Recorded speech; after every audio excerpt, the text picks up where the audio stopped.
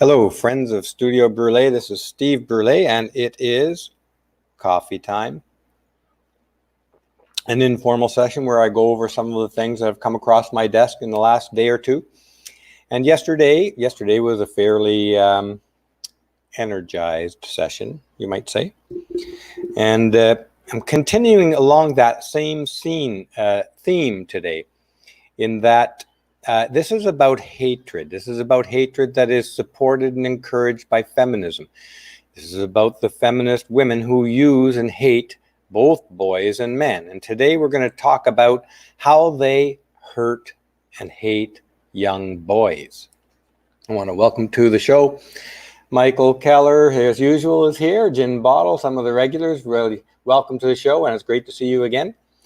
I want to draw your attention to my membership card, a VIP membership card to the patriarchy. Some people think of it as the evil patriarchy, but evil is flipped. In this case, it's the reverse. We are the good patriarchy. So this authorizes me to comment on all the comings and goings of the evil global feminist empire that has thousands of highly funded organizations around the world spreading their tentacles of evil. So I have actually a rather pessimistic note here, in that we are going to be living with feminism for a very long time. The power of feminism is not going to go away anytime soon. Their star is still rising.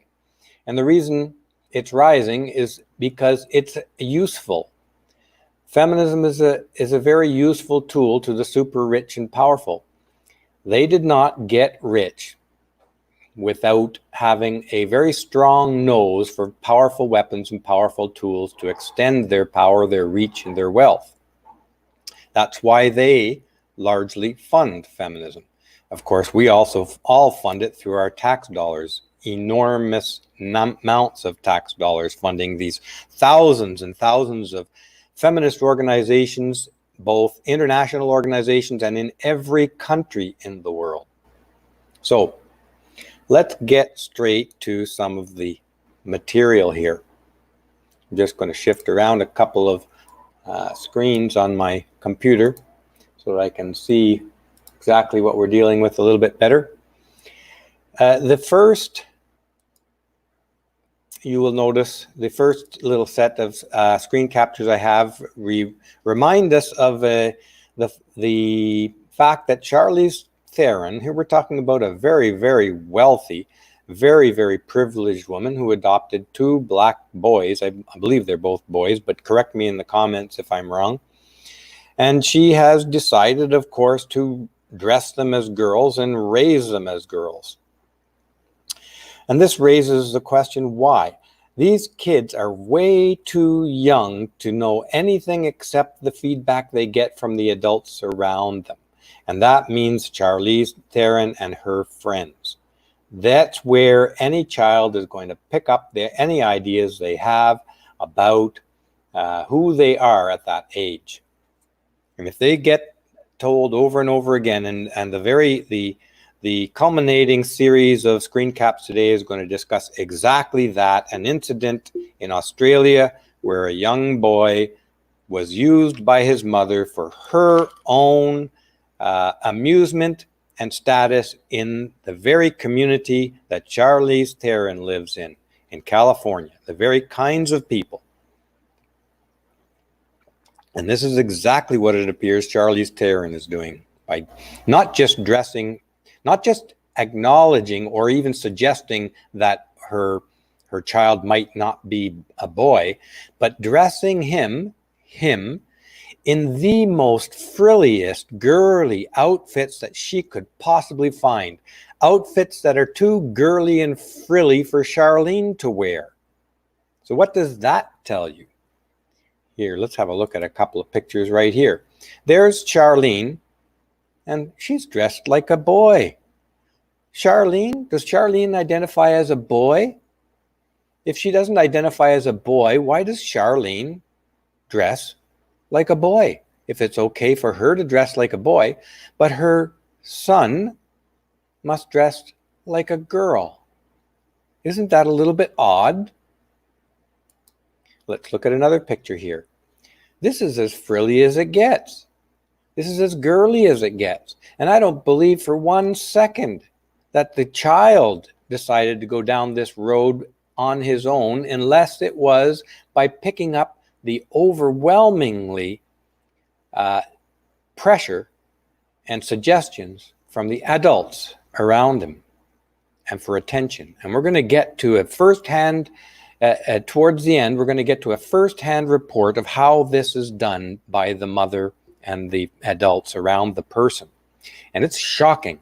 This particular example that's going to come from Australia is shocking.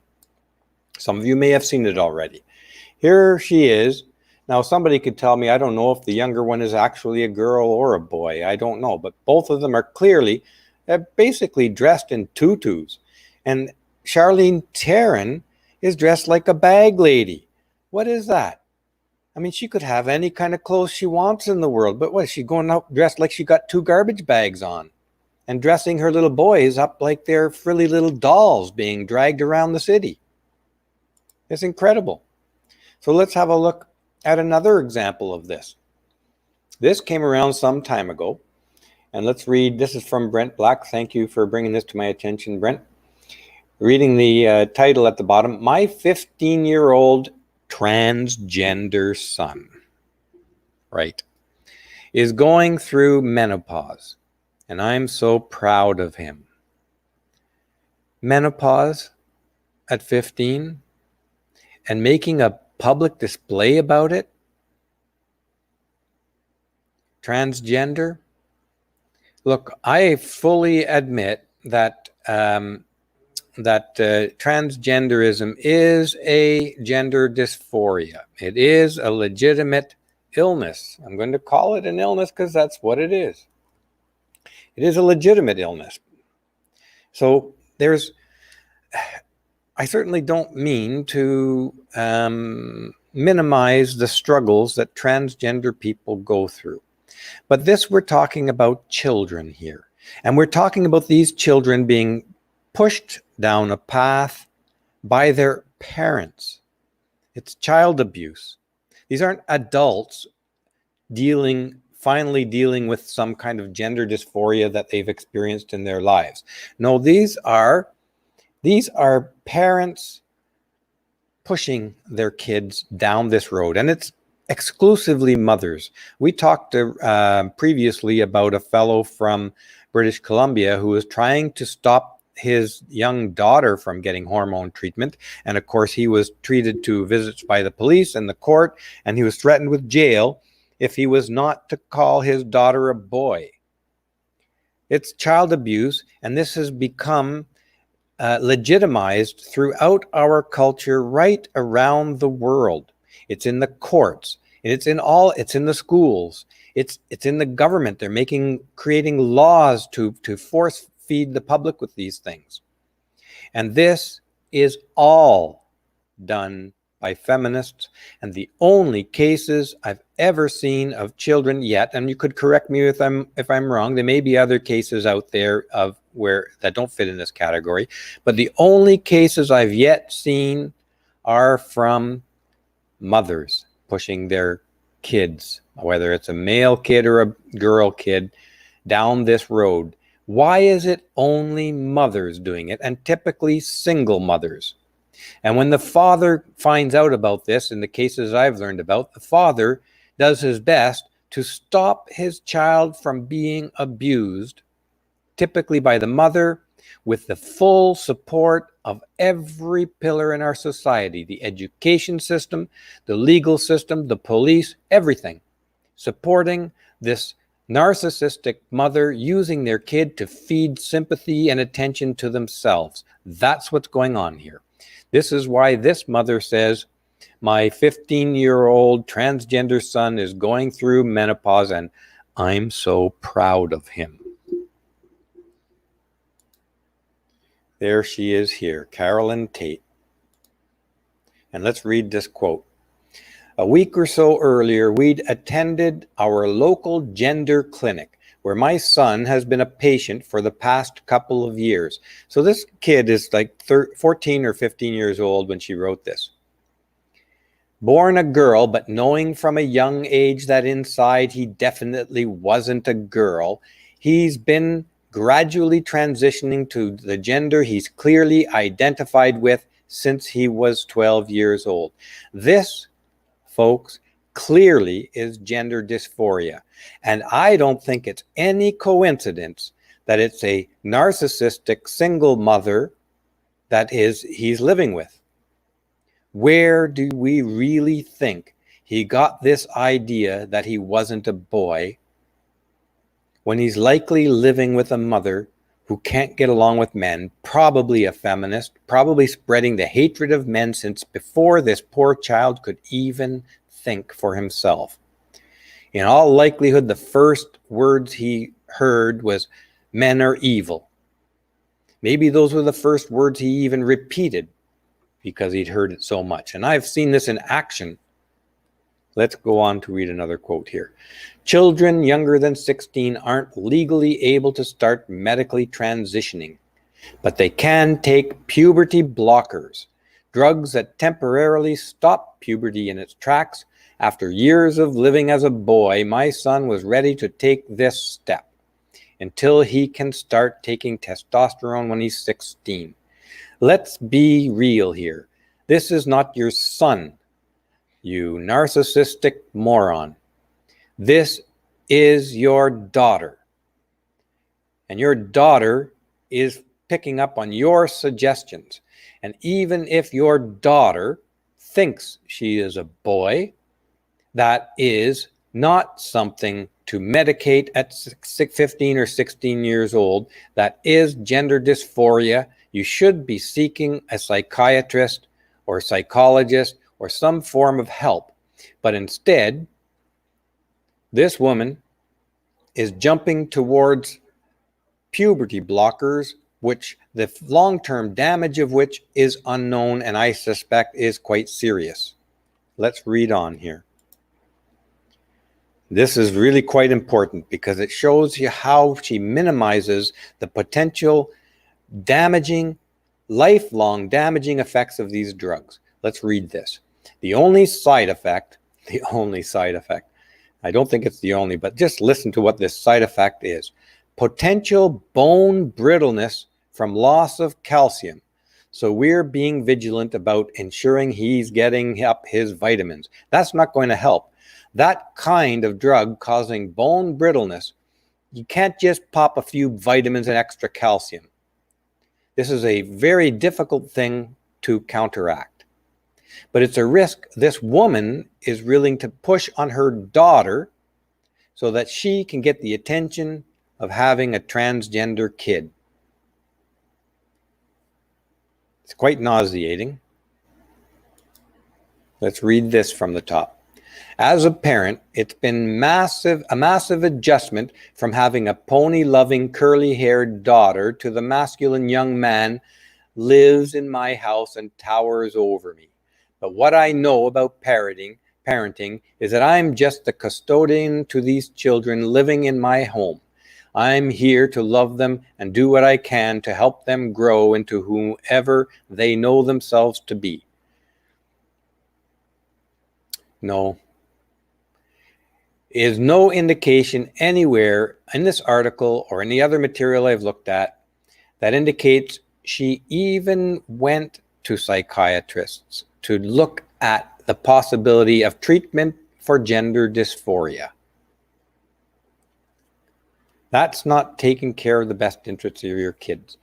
Your kid is going to be an adult one day and is going to have another 50, 60, 70 years to live outside of the domineering presence of her mother. Let's read this. Quarterly injections that will top up the puberty blockers until he's old enough to start on testosterone. Then that's when the real changes will start to take place. We can't wait. This is very telling. This is extremely telling. We can't wait. I suspect this mother is more excited to to publish and be in the spotlight for this transitioning transgender process than the kid is. We can't wait. That is so ominous sounding to me. And here she is here, the mother.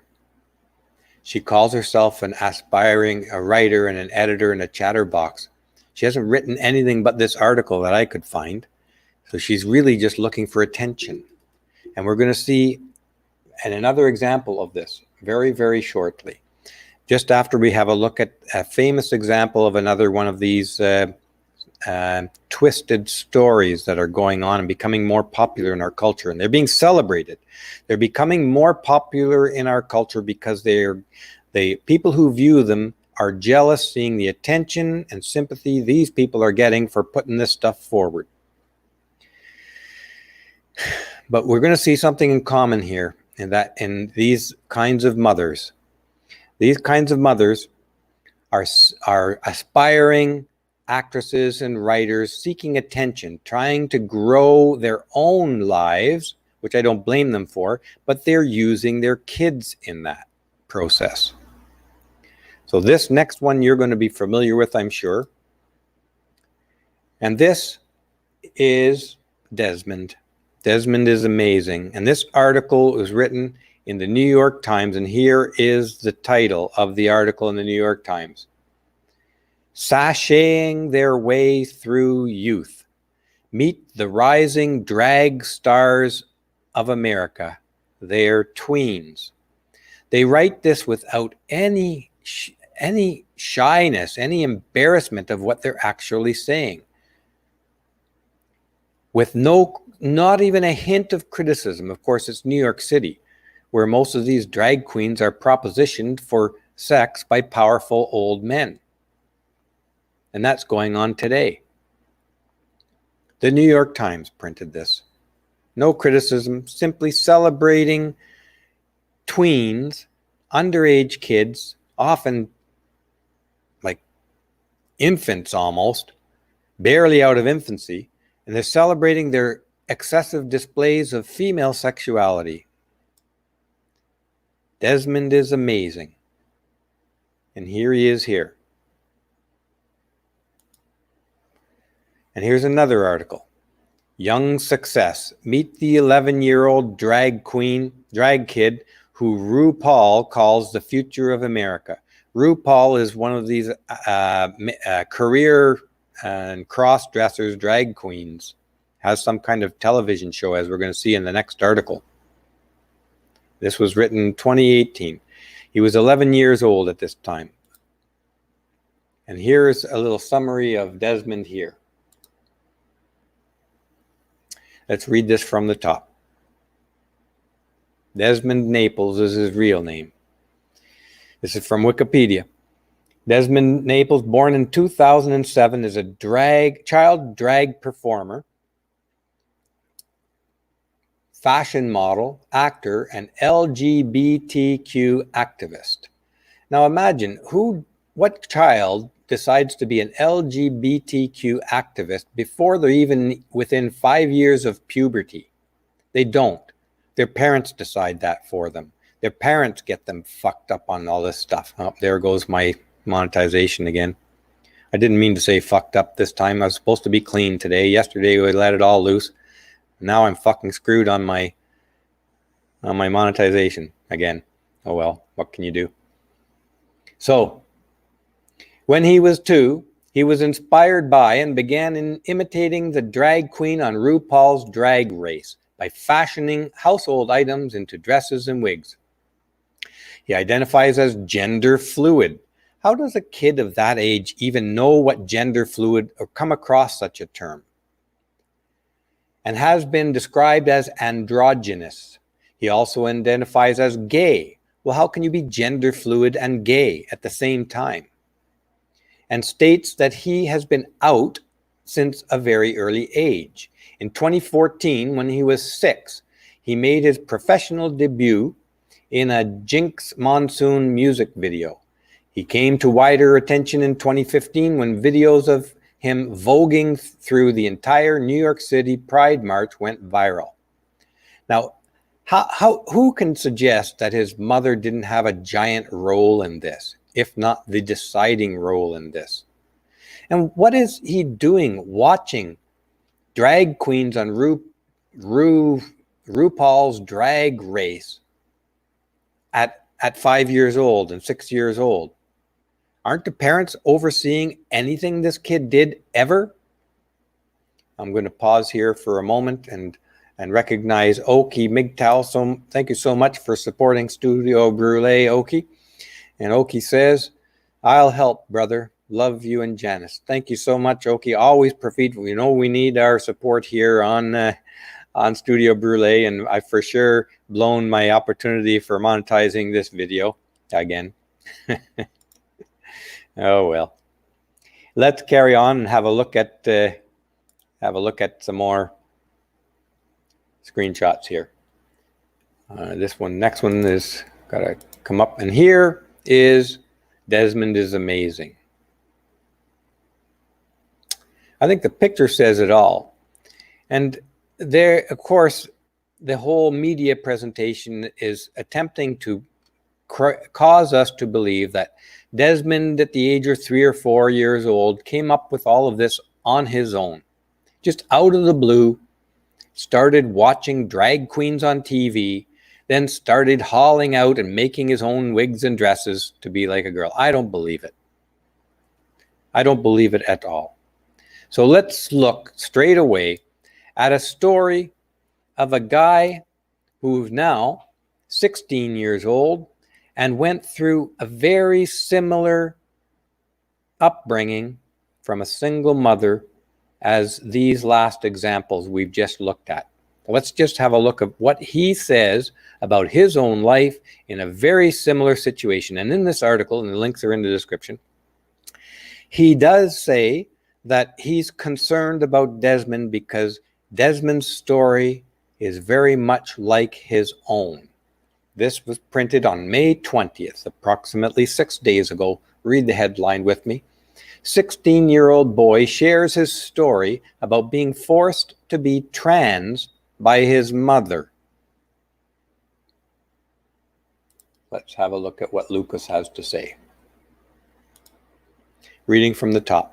A 16-year-old Aussie-American boy recalls his traumatic childhood experience of being raised as a girl and forced to wear dresses and makeup by his mother. And read this next quote with me. I highly recommend you read the entire article. It's a little bit long, but it's well worth the read because reading this article can make you understand exactly how and why a young boy would go along that road exactly like Desmond did. And it makes you understand just what might be going on with Charlize Theron's kids.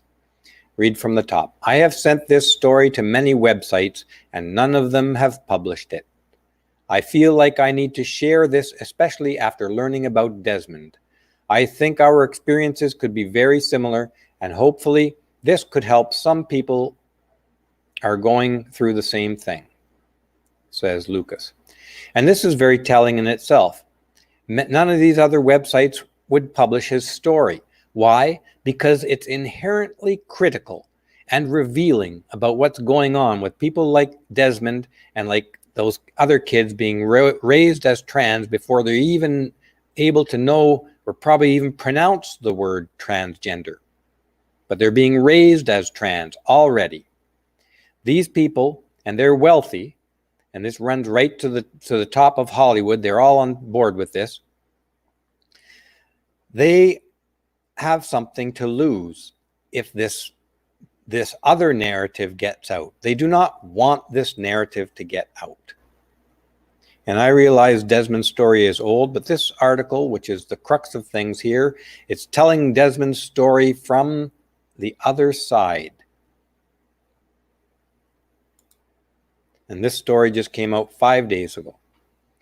Reading from the top. Lucas was told terrible things about his dad, how he basically abducted his mother and held her captive in Australia for 8 years. Words like sexist, redneck, and rapist were often used to describe him. A fairly typical situation with a feminist mother. The article goes into some detail about how they met and what was going on, but of course, Lucas never got to know his dad.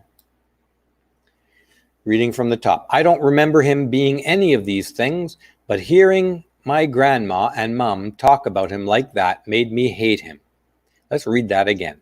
This is parental alienation in a nutshell, and it seems to be part of this spectrum of behavior. This is coming from feminist hatred of men, and it's now being spread onto the boys. So, read it again. I don't remember him being any of these things, but hearing my grandma and mom talk about him like that made me hate him. They had painted an image of a monster, and for the longest time, I believed he was. Let's read this again from the top now. My mom would make me binge watch RuPaul's Drag Race with her, like, all the time. Doesn't that sound like Desmond? Do you seriously think that a 3 or 4 or 5-year-old kid is going to prefer RuPaul's Drag Race over other cartoons and kids shows available out there? No, I don't believe that for 1 second.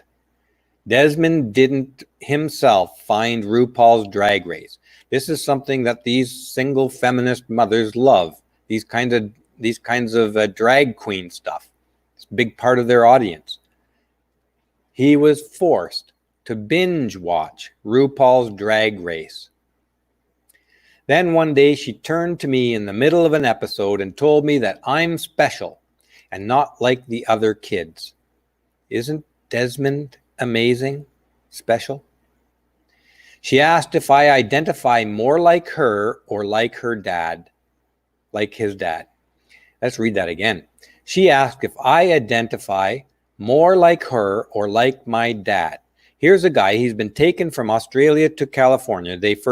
She was an aspiring actress in California, met this guy online in Australia. He paid for her ticket over there. They had a short relationship, or somewhat of a relationship, and she got pregnant. Then, of course, she left back to California to try and build her acting career again, which didn't go anywhere, and talked shit about this guy's dad in front of him with her own mother, his grandmother, for years and years and years. And then comes the question if he identifies more like her or like his dad. What do you think this little boy is going to go through this little boy's mind? That is an evil, distorted, malicious question to ask a kid. That is dragging him into her malicious, angry nonsense. And from all the terrible things I'd heard her say about my dad, I just responded, like you, Mum. He has to live with her every day. He's like, I don't know, 8 years old at this point. This is child abuse right there. You don't even have to go any further in this article to see the horrible psychological child abuse going on right there in that family. She asked if I identify more like her, the good person, or like my dad, this evil monster that she's been derogatory about for years and years. A man he's already decided he hated without seeing. And he just responded, like you, Mum. This is the first checkpoint on the change for Lucas. Let's read on here in this quote. It was at this point when his mother went into his room and pulled out all of his clothes. She scattered them all over the living room floor and said, look, Doesn't this just seem wrong? This isn't you, Lucy. First, she got him to admit that he identified more like her. Then she made the connection to his clothes and saying, well, doesn't this look wrong then? The psychological, mental abuse and manipulation involved here is off the charts. I give her credit for creativity, but she is one evil, manipulative bitch. Let's read on here. Lucas's mother told him that they needed to get rid of all the toxic items in his life, like those boy clothes, and claimed that the only reason he thought he was a boy was because of his father's manipulative influence. There's the projection of the narcissist right there. There's the projection of the narcissist. This is probably the most manipulative person this boy will ever encounter in his life. Unfortunately, he encountered her as his mother when he was far too young to even have the remotest sense of what was being done to him. They needed to get rid of all the toxic items in his life.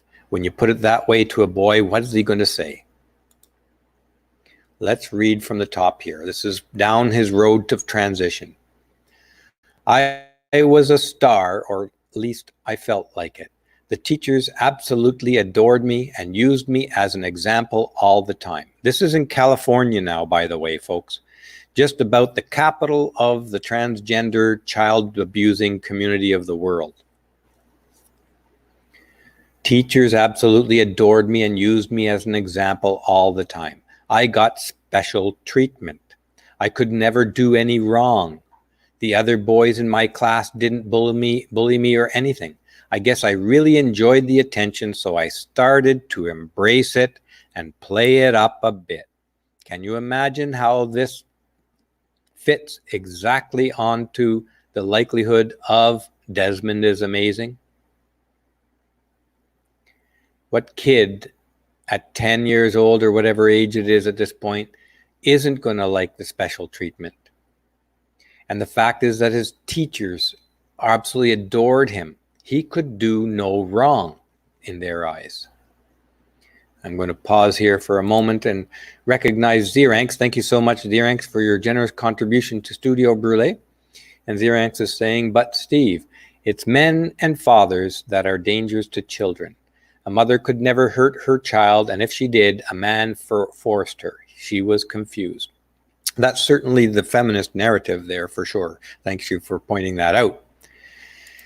Where men's culpability comes into this is what I alluded to yesterday, in that men of my generation, since World War II, have shirked in their duty to say no to the unrealistic and unreasonable demands of women. And that's one of the reasons why feminism has grown to such a corrupt and perverted level of power right around the world today. That's men's sin of omission, is failing to stand up and set a healthy boundary and say no to outrageous and unreasonable demands of women. And I'm talking mostly about feminist women here. But the reason men didn't stand up and say no to feminists is because too many men are afraid to say no to women in general. And this is one of the things we have to start doing. We have to be comfortable with the word no. We have to start saying no to unrealistic and unreasonable and abusive demands of the feminist movement and anyone in general, actually. But we have ignored that responsibility when it comes to women and feminists in particular for 50, 60 years, possibly more. I'm going to carry on here now with the I'm going to recognize Carl K. here. Thank you so much, Carl, for your generous donation. And Carl says, thanks for all that you and Janice do. Janice, not Janice, Janet. Janice. Thank you so much, Carl. I'm very glad that we have a community that is appreciative and starting to understand and understands fairly deeply what's going on in our world today. And it is a travesty what's being done to these young boys and girls, these kids, and it's being done by their parents, by the people they trust, by their school teachers, by these feminist organizations that set themselves up as child protective services. These are abusive people. Let's carry on and read a little bit more about Lucas's story. And from the top here. According to Lucas, his mother was enjoying the attention just as much as he was. His mother was enjoying the attention just as much as he was. Do you remember this? We can't wait for the woman whose daughter is trying to become a boy. She can't wait for her to take testosterone. And there we have exactly that same situation going on right here with Lucas. His mother was enjoying the attention just as much as he was. All of these other mothers who are abusing their kids are enjoying it. Now, an honest, healthy person who saw the best for their kids, if their child was a girl and saying they were a boy, or vice versa, that healthy parent would try to get that child into some psychological help to get to the bottom of this. They would be concerned. This would be a stressful process for any healthy parent. It would not be something you're looking forward to. It would not be something that you're enjoying as much as he was, in other words.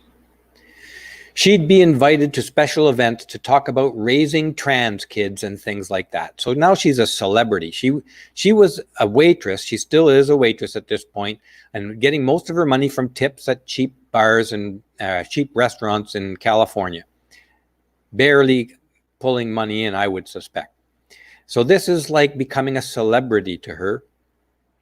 All she had in acting roles was extras, which doesn't pay very much, and not very many positions as extras. She even gave an interview to a popular news magazine where she discussed the abuse they allegedly suffered through her Australian ex-husband. And he describes in this article, nothing that she talked about on that interview actually happened in Australia. This is a complete fiction in the mind of his mother. Let's read onwards. And this gets even sicker. Believe it or not, it gets even sicker. She took me to a high-end club that was filled with men who were practically nude. Desmond is amazing, has been to these same clubs even as an 8 and 9 and 10-year-old. They'd have stage shows where the guys would dance promiscuously and strip. A lot of these guys would always say nasty things to me and touch me inappropriately. I didn't like it. I told my mom, yet she didn't care. She told me to, quote, man up, which I thought was very ironic. Imagine this. And this, unfortunately, folks, these kinds of women, as mothers, are out there. They're not a small number of them. There's a lot of them. We see them raping young boys as high school teachers, raping young boys in their class and getting away with it. And we see mothers abusing their kids like this, putting them in a sexualized situation in which they are extremely uncomfortable, and the mother didn't care. She doesn't give one flying crap about the health and welfare of her own son. That's how sick it is. And this is why we need to oppose feminism. And I say feminism because it's feminism that lays the groundwork of support for all of this crap. Let's read on. At the end of the night, Lucas's mother was approached by a man who propositioned her. He gave her a card and said that he'd absolutely love to get to know Lucas a bit better. This is a minor boy. Imagine the sickness of a mother like this. And this goes absolutely unopposed in our culture. It's even celebrated and encouraged. I'm going to pause here and acknowledge Krusty Canuck. Thank you so much, Krusty. Love the name, by the way. who's for your generous donation to Studio Brule. We really appreciate all of our viewers and all of our donors here at Studio Brule. And Krusty has a super sticker on display. Awesome. Thank you so much, Krusty. And gotta get that off the screen there. This I don't know how old the man was, but he's an adult man propositioning her son. And you know what? Here's the thing, folks. You guys know this. You guys know this well. If any guy propositioned my minor son, well, it just might be his last hour on earth. And you guys know what I'm talking about here. But this mother didn't give a flying crap about a man who wants to rape her own son. And rape is exactly the right word. This mother should be in jail. Let's read on. In Lucas's own words, my mother wanted me to go visit him. Can you imagine that? If that was the father, the father would go visit him, all right. And it would not be the same kind of visit that guy was expecting. And alone, she wanted her minor son to go to an adult male's place alone, obviously for sexual purposes. She told me she'd already set up a date for the two of us and said it would be fun. It's just two queens going shopping and having fun, Lucy. Lucy, don't be such a baby. His own mother said that to him. Don't be such a baby, she said. I refused. I cried. I screamed. Good for you, Lucas. Good for you. I'm surprised you didn't get your baseball bat out at your own mother, but good for you for refusing. Now, let's be clear too, folks. Women are just as violent and abusive as any man can be. Many of the leaders of child abduction, child slavery, sexual slaves around the world have been determined to be women at the helm. And there was an example of this just a year or two ago, where they caught the two women who were the masterminds of this child sex slave ring, and the women got off lightly with a tap on the wrist. I think it was in Canada, but don't quote me on that. Let's read on about Lucas's story. It was around this time that Lucas started to reject his new identity, his mother's new identity, the identity his mother was trying to ram down his throat with all the power she could get at her disposal. At this point, Lucas, I think, is either approaching 16 or 16 years old. He'd be more resistant and stubborn and would tell his mom that he didn't really want to wear a dress to school. Maybe this is a little bit before 16. But do read the entire article. There's a lot more details in there, and it's quite interesting. And after reading that article, before I read this article, I wondered, how could a mother actually get her child to think like that? I was wondering, what kind of behavior could a parent display that would encourage somebody like Desmond Amazing to go all the way down that road like that? Or like that other woman convincing her daughter to take puberty blockers. But this story details it out step by step at how the mind was manipulated by those in power. Let's read from the top here. The special treatment was gone, but at least I felt like myself again. This is after he stopped wearing dresses, and he had to go get clothes from a crush he had. My English teacher would call me Lucy, and I would correct her by saying, "It's Lucas, miss. Good for you, Lucas. Good for you." She yelled at me in front of the entire class and accused me of misgendering her and something called mansplaining. This is his own teacher being an accomplice to the abusive treatment by his own mother.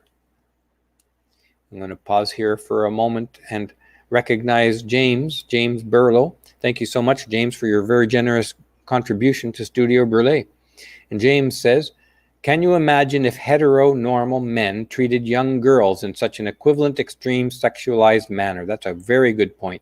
You know what would happen to that man. In fact, that man would probably not live long enough to be charged by the police. That's how different it would be. You can't even tell a woman she looks nice without it being a possible crime. That is very true. And this, guys, we're in this situation because men of my generation, and I have to admit it, it's my generation and possibly my father's generation as well, that failed in their duty and responsibility to set healthy and positive boundaries throughout the culture for both men and women. We have let women run wild, and feminism is the result of it. We've put no bounds to feminism. They have never been told no. They've never been set bounds that you can't change. Our culture has rolled over and played dead and let the feminists steamroll over everything, causing enormous pain and damage to children, to men, to families, to adult men. It has to stop, and the way it stops is it'll only stop when men and healthy women stand up and start saying, no goddamn way you're getting that, and meaning it. Right down to no matter how hard we have to say no and how long we have to keep saying no, it's no. Feminism is a spoilt child. And it's been long overdue to that child be brought under control. I'm going to recognize Carl. Carl, thank you very much for your generous donation to Studio Burlé. And Carl says, I'm your age and agree. We failed men today. Yes, we do. We did. Now, I'm not saying that it's only men's fault, but look, men, we didn't say no to the outrageous demands. Now we've got these public policies, we've got laws in place, we've got public policy, we've got programs coming out our ears supporting the evil feminist empire for thousands upon thousands of highly funded organizations all the way around the world. They've infiltrated the entire UN. We've got feminist governments putting in feminist bigoted laws in countries around the world. We've got a feminist prime minister in Canada. We've got the Democratic Party in the US has gone completely batshit crazy. And a lot of this is the fault of men, both men in power and men in everyday life, being unwilling to risk the consequences of saying a hard no to women. All right. Let's read onward here. Lucas's English teacher called his mother, who picked him up from school at lunchtime. She was furious, said Lucas. She forbid him to see his crush again and pulled him out of school. While you live in my house, she said, you go by my rules. Imagine that. That's her rules that he wear dresses. And the English teacher is on his mother's side about that. This is absolute abusiveness of boys. It's coming from the hatred of men. It's coming from feminism. The crush he's referring to here is the what developed into his girlfriend, who was allowed him to come over before going to class, and it gave him some of her brother's clothes to wear. But it's true, folks. The entire education system, okay, don't be too terribly surprised by his English teacher supporting his mother and him becoming an LGBTQ activist and transgendered girl, because the entire education system from kindergarten to graduate school is run by feminists. They run all the administration departments. They are changing the policies on campuses.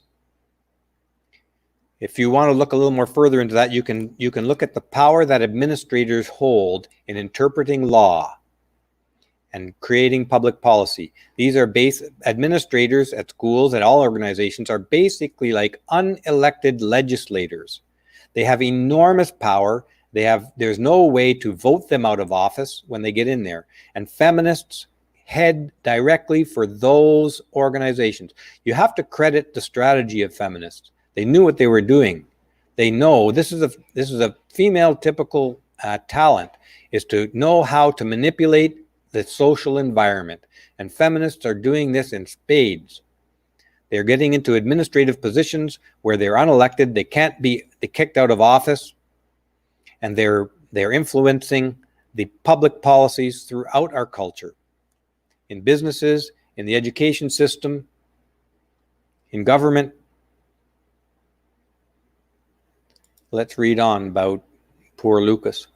Now 16-year-old Lucas, this is later, after he's got through this phase.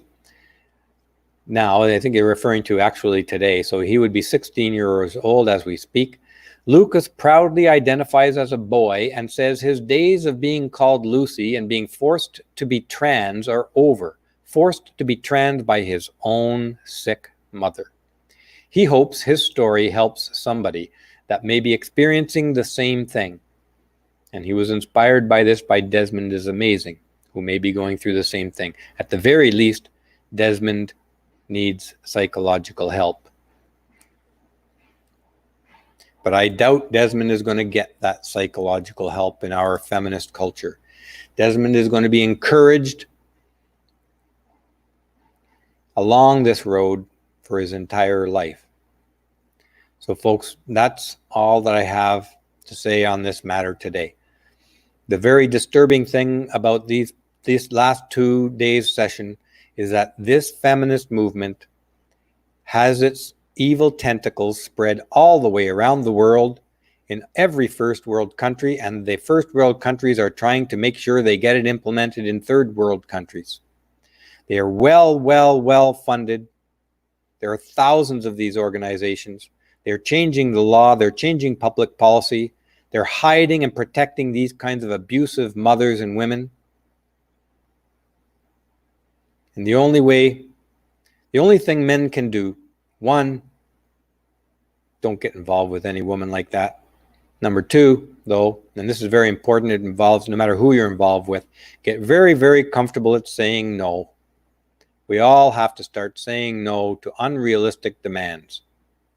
And we have to risk the fact that any woman you say no to, whether it's a girlfriend, a wife, or just an acquaintance, you have to always be ready to leave her. If she cannot respect your no, your only power as a man, your ultimate power, and it's a superpower, but you have to be tough to use it. You have to be willing and able to walk away. The no means a no, and you have no part in my life if you can't abide by those kinds of healthy boundaries. This is what we should have been doing for 50, 60 years. So we need to start doing it now. So with that, I want to thank you all for joining me today. Thank you for your generous donations to Studio Brûlé.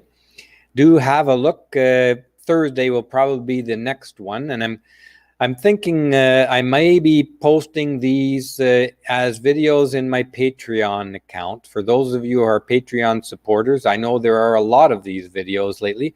There are probably going to be a little fewer of them than the past going forward, because I've got a lot of other projects to get finished. But I'm thinking I may post them as Patreon videos. So have a look at your account and what your contribution levels are, because if you don't know, you can put a limit on the monthly limit on any Patreon contributions. So if you really only want to contribute to one video, you can put the limit at that contribution amount. And if you want to contribute more, you can raise those limits. But review those Patreon settings in your account, if you will, in the next couple of days, because I may start posting some of these videos through the Patreon account system. So thank you very much for joining me again today. This is a serious topic, but it does need to be said, I think. And as usual, I want to remind everybody, do something you love to do every single day. No matter how bad things are, no matter how good things are, still do something you love to do every single day. And if you don't have something you love to do, find something you love to do. Cheers. As usual, I forget to drink my coffee during coffee break. Thank you again for joining me, and look for another session on Thursday of Coffee with Steve. So long, folks.